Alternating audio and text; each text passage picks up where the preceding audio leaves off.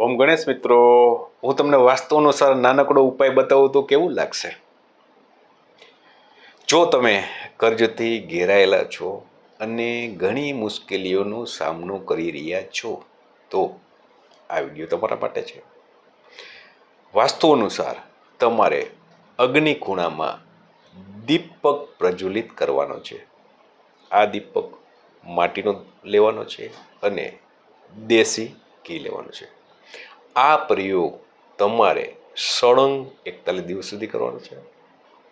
આ પ્રયોગ કરવાથી તમારી સમસ્યાઓ ધીમે ધીમે બધી હળવી થશે.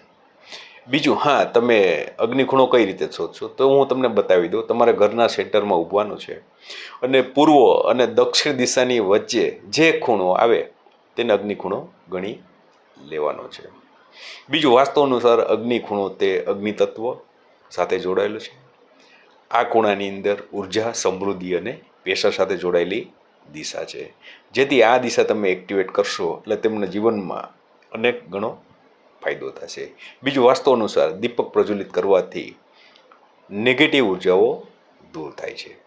આશા રાખું છું તમને આ વિડીયો વસ્તુ પસંદ આવ્યો હશે. ફરી મળશું. ધન્યવાદ.